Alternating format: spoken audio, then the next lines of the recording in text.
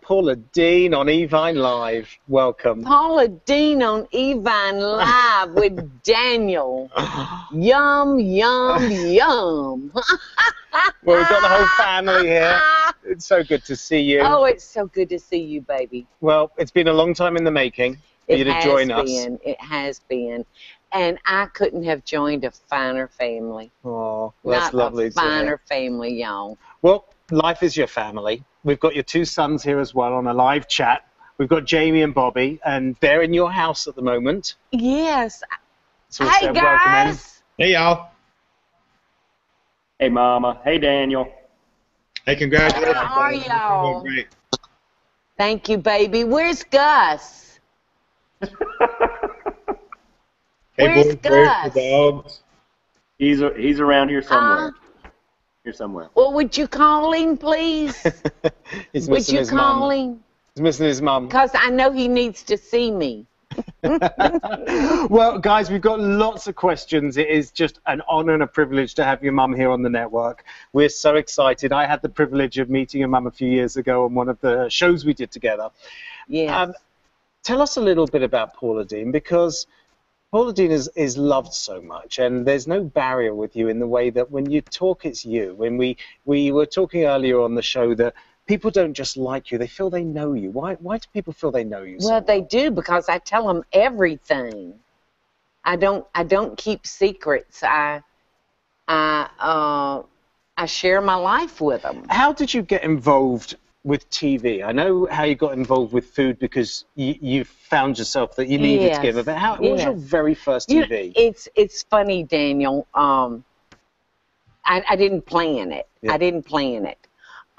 This girl came in that used to be a Victoria's Secret model in New York City, and her name is Carol, and she moved to Savannah to start a new business.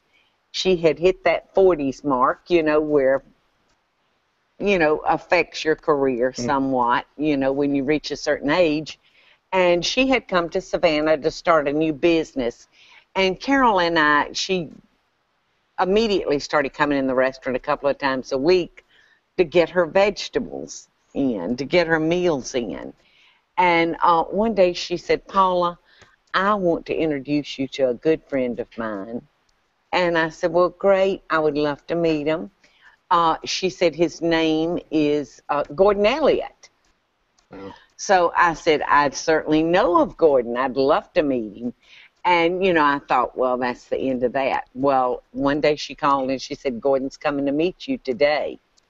And I couldn't believe it. This big old galoop of a man. His feet are this big, Daniel. His hands are twice the size of my hands. And he's big, and he's loud, and he's adorable. And he came bouncing through the door of the restaurant. And it was pretty much love at first sight for both of us. He's got a wicked sense of humor, one that I appreciated. And before I knew it, There's Gus. There's Lulu. That's Lulu. Hey, Lulu. Lulu. Hey, Lou. Hey, Lucinda. Hey, Lucinda. Who's eating on the rug, saying hey to you? She what? She peed on the rug. No. Lulu, please, no peeing. Oh. Oh, thanks, Jamie. So you'd met Gordon, and Gordon was on TV. He had was it Ambush Kitchen? He was, but he was starting to get into the production end. He really wanted to get behind the camera, and he had this show called Door Knock Dinners. Oh, that's it. Yeah. And before he left, he said, Paula, would you come be a guest chef on my TV show? I said, is that the show where you have to go in and fix just whatever you can find? And I said, yes, Gordon, I'll do it, but I will be scared to death. Just let me get that off my chest. I'll be scared to death. So he took me and my boys to Las Vegas. How old were the boys at this time? They were, oh gosh, that's been 25 years ago. How old are y'all? 21 and 23, something like that. And so we went to Las Vegas and we did the show, and Food Network liked it. Yeah. And Gordon said, "You're going to be a star, darling. You stick with me and I'll have you fighting through silk." And I believed him. I said, "Well, this croaker sack's getting pretty rough and itchy, so I'd like to be able to fart through some silk for a while." And you've been with him ever since? I've been with him ever since. Guys, tell us, what's it like growing up? Well, you are now past your teenagers. What was it like in the home of Paula Deen that everyone knew, that suddenly your mum is famous, everyone knows her, they know all about you guys as well? How was that a challenge in any way?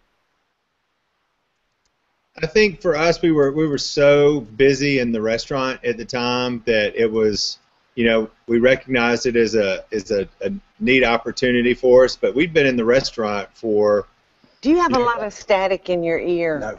Maybe we could change your earpiece. Okay. Okay. My earpiece is nothing but static. Okay, we'll change that up. Sorry, Jamie, if we can hear you, but We'd probably been in the restaurant business every day for 7 or 8 years, so we were finding a level of success as service operators in Savannah, and so we really had our head down and just focused on, trying to maintain the restaurant. So as Mom's kind of got famous on a larger level, it just, I don't know, Bobby, what do you think? I was so focused on the day-to-day of the restaurant that it was as hard as it was to believe. Thank you. It was just like, this is crazy. And then it was Tuesday, and we had full service again on Wednesday. So we were really still our restaurant operators. So it was a change for us, but it gave us a level of kind of success at the restaurant that we'd only dreamed of, because it really opened up our exposure for our restaurant, and that's still the center of everything for us. We've been doing it 25 years, and we started it together, and we've built it, and we employ so many fantastic people and have an impact here in downtown Savannah, and it's something alone on its own is something really that we can be proud of. Yeah. Oh, you must be so proud of your mum. I mean, this is it's beyond anyone's dreams, the achievement of what you've all done. I hope they're proud of their mother, because I'm certainly proud of them. Somebody was interviewing me the other day, and they said, what have your sons given you that you're the most proud of? And I said, well, I don't know if you would consider this something that they gave me, but they grew into men that I knew they could be. Mm. And that's the most wonderful gift that these two young men could ever have given me, or any child ever give a parent, is to grow up for them to be the men or the women that you knew that they could be. Capable. Did you have a drive to get them in a place that you could work with them? Was that part of the drive? It was hard. It was very hard for them because they were like 18 and 20, 21. And, they would remind me, Mama, this is your dream, not ours. Mm. And that distressed me because I wanted so badly to build something for them. I mean, they were the reason I got up and did what I did, was that one day they would have the luxury of having choices. And did you compromise time? Because, I mean, you must have been working non-stop. I mean, to do those shows on Food Network is exhausting. To be doing cookbooks, to run a restaurant. Mm-hmm. Do you feel that, I mean, you really must have been dedicated to it? I did. I sacrificed everything, and I put my relationship with my children in jeopardy. But I was so consumed because at 42 years old, I felt like this was going to be my first and last opportunity. If I didn't make this go for us, what would happen? And a wonderful thing did happen. They fell in love with their business. So how wonderful was that? Bobby, would you say, was there a time, Bobby, that maybe did you ever feel that, well, Mum's not here, that she's working so hard, even too hard? I mean, did you ever feel that was something a little overwhelming? Definitely. And there was also a bit of me that was, to go back question about the pressure of Mom's fame and the celebrity that came along with it. I think that there was an extra. The restaurant business is very difficult in itself, but then when you add a layer of fame, when the owner becomes a famous person, it makes the expectation so much higher on the food.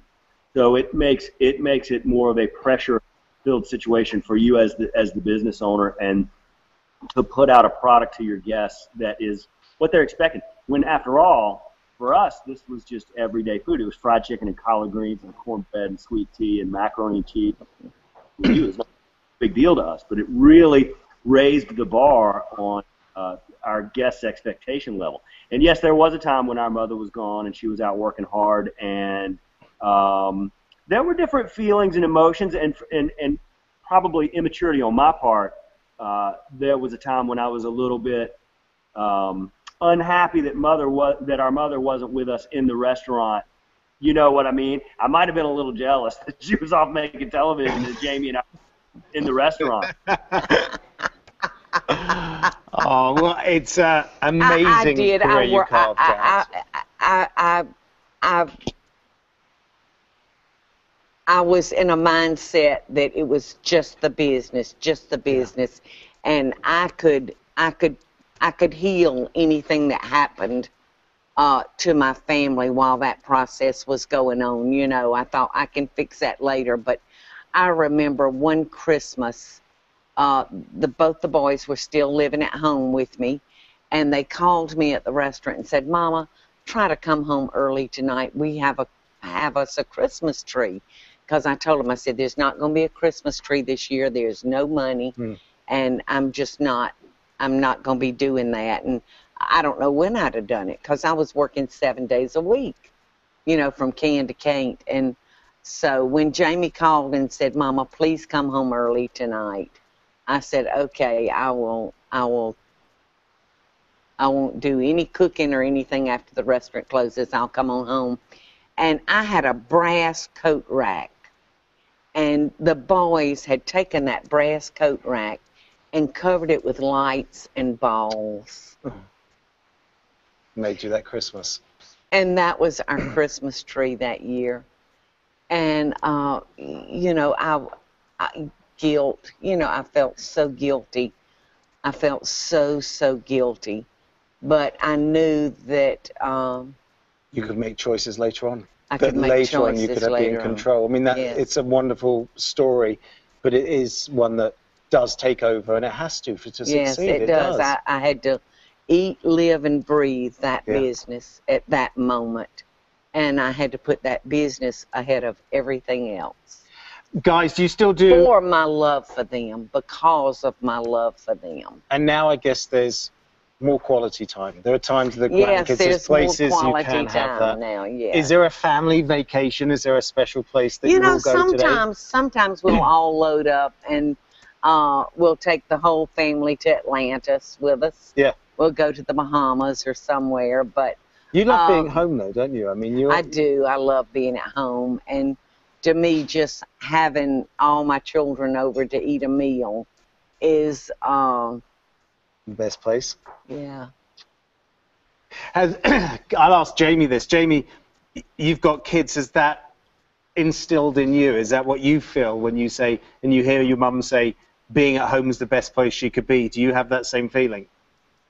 Yeah, well, when we started our business, Bobby and I were young men, and it was a completely different circumstance. My two boys are 8 and 3 years old now, so we're at a different time. Like this afternoon, I'm going and helping coach Jack's baseball team. So I spend time with him doing homework. I'm reading Harry Potter to him right now at night. Matthew and I play Legos together, and it's really important. What I've recognized since I've had children is how quickly time goes by, and really how precious it is. Time is so fleeting. My firstborn will be 9 years old this summer. That's hard for me to believe. So I don't take any of that time for granted, and it's definitely been instilled in us. And I think from just being born and raised in the South, everybody seems to be, you know, it's just family. It's just ingrained in you, as it is all over the country. Of course, my perspective being from South Georgia, but everybody's families are always kind of real tight and close, and mine is no exception. My two boys and my wife, along with Mom and Bobby and, you know, my father, some of the most important things, regardless of anything else going on or where we might go. Family is really what you honestly, truly have. Very nicely said. Paula, tell us, well, we all know about your cooking, we all know about your passion, we all know about family, and you've incorporated your sons. Is there anything we don't know about Paula Deen? Is there any love you have that you haven't shared for? I don't think there's anything that I hadn't told, and if it happens, you can trust me to tell it soon. I've recently taken up watercoloring in the last couple of years, and I love painting. Yeah. I love it. I had a painting party the other night at my house. I called up some girlfriends that I knew were artists and could really paint well, and we just set up canvases all up and down the dining room floor and just had a paint party, and we all painted a beautiful blue crab, and we just had more fun. I noticed when I came to see you in Savannah that the whole of Savannah is very artistic. You've got little boutiques everywhere. It's a wonderful city. The city, it actually is all about Paula Deen. It's amazing. Every little store I'd go into was a Paula Deen here, Paula Deen this. Really? It was amazing. She's a magical place. She is a magical place. I don't know if you saw Midnight in the Garden of Good and Evil or read John Barrett's book. But those characters in that book, they really existed. Is there anything that would entice you to ever move away from Savannah? No. That's home. No, that's home. It took me 40 years to find her. Yeah. And I don't intend to leave her. Bobby and Jamie, do you feel the same about Savannah, or is it because that just happens to be where home is, or is it just a place that's close to you? It's a wonderful town, and it's where we built a business together as a family, and the second half of my life has been really wonderful, and it all happened in Savannah, and it has so many. It's just the right. The people are friendly. It's a very easygoing, fun city. It's got a wonderful culinary, eclectic group of people. It's a great place to be. Even the TSA are very friendly in Savannah. Your mum made a banana bread. I was dying to take it home to my wife and daughter. And he goes, "Oh, you can't go in with this." I was like, "It's not a liquid, I promise." And Paula Deen made it, and I've got to get it home, and I've got to get it home. They let me through with that. Good. It's a very friendly place. It's a lovely place. Yes. I mean, to bring up the boys there as well must have been magical as well to have. Yes. Just a close-knit people around. Yes. And my husband, Michael, was born and raised. He was brought home from the hospital to the island that we live on today. So he grew up on that water and being a bad little fat boy, just running around like something wild on that island. And I couldn't get him off that island if I paid him $1 million. He still loves it to this day. I'd love to ask one more question to the boys about the cooking. Yes. Because I'm sure that Mum has made all these dishes that you can cook, but I bet you've got your own signatures as we've seen, but I bet there's another kind of drive. Tell us about your cooking, Bobby, and how that would differ from your mum's.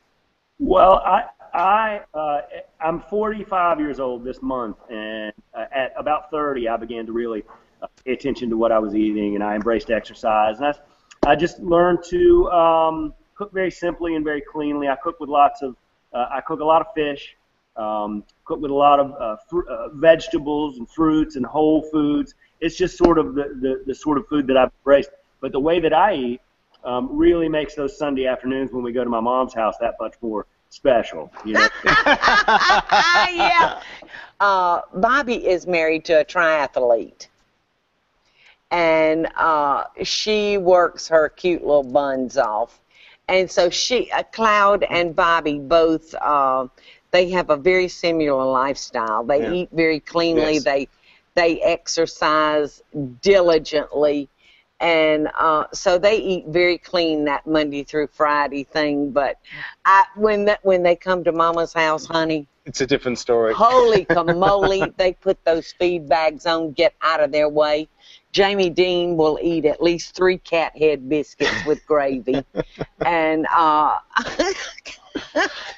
But you once told me that it's not that you live like your life having lots of butter, lots of all the time. No. You do it because you love to cook that way. But you do have a very conscious way of the way you eat most of the time. Yes, yes. People, when they would see me on my cooking show, they really thought I ate that way 3 times a day. Yes. And of course they get confused that was for entertainment. Yeah. And it was certainly to share recipes, but in no way did I mean for you to. I was not encouraging you to eat that way every day. But when you wanted something special, I do mean, it right. Julia Child was this fabulous chef, and she probably used much more cream and butter than I do. Yeah. Well, it's because when you want it to be special, you want it to be special. And you love entertaining. So when you're making for people, you want to make it the best way you can. Yes, you don't want to give them a bunch of lettuce with a little olive oil drizzled on it. I mean, you want to really give them an experience. So not every day, but, you know. Just to know how to do the right recipes. But... Yes. And how about you, Jamie? What about your interest in cooking? Well, it's really changed a lot since the birth of Jack, 8 years ago, and when Jack came off of baby food to table food, Brooke and I made a decision that we were going to lead by example as parents, and so we can't ask Jack to eat fruits and vegetables and baked fish and all the things that he loves today unless she and I were eating. So I began to eat more healthy, and I'm just a fresh family cook, I think. Last night I roasted some chicken and I turned it into some penne pasta. I made a little cream sauce. I put in a little tomato sauce and just dressed it very lightly and simply. And Jack said, "Yay, pasta!" And then I had broccoli in it. And his little brother follows his footsteps. So I'm not as healthy a cook as Bobby is. I'm more family driven, more fresh. Brooke and I don't fry any food at all. And you can do, for traditional Southern cooks, there's going to be some components that aren't on, the everybody eat this list, but it's just the traditional Southern cook's way. And so you cut those little things out, which Bobby's found success doing, and Brooke and I found success at our house as well. It's a little bit of cream, a little bit of butter, maybe a little bit more oil. We bake a lot more than we fry. We don't dress, with dressings as heavily as a pasta salad might be or a garden salad. So it's little changes, and I got to say, my son Jack is just the best eater, and Matthew is starting to develop that as well, and so it makes us happy. But as parents, you really have to lead by example. You can't say eat your Brussels sprouts unless you've got a mouthful of them. That's right. Bobby, Jamie, a pleasure having you on EVINE Live. You're hopefully going to be here lots. The door's always open. We are so happy to have your mum on the network. We can be prouder. We've loved watching all of you on TV, and now being a part of this just wonderful new venture that we're all on is really exciting. So, guys, thanks for spending time with us on the chat, and we look forward to seeing you. Paula, it's been an absolute pleasure. Thank you, Loved Daniel. every minute. Thank you. I as well. We can't wait to see what you're going to bring us. I can't believe I didn't get to see Gus. Oh, no Gus. No Gus. FaceTime after. No Gus. I don't know where Gussie is, Mom. I don't either. I think he may. Huh? I think he might be back in your bedroom. In the bed. Oh, okay. I was going to say he's probably in the bed wondering where his mama is. Oh, well, listen, guys, thank you so much. I love you, boys. I love you, men. Love you, Mama. I love y'all. Kiss the boys. I will. Well, Paula, thank you. Thank you. Been a pleasure. So excited to have you on the network. We are going to be joining you live on EVINE Live with Paula Deen at 4 p.m. Central, 5 p.m. Eastern, if you can join us. And we're hopefully going to get some great recipes and ideas, and love this lady. So we'll see you soon. Bye, y'all.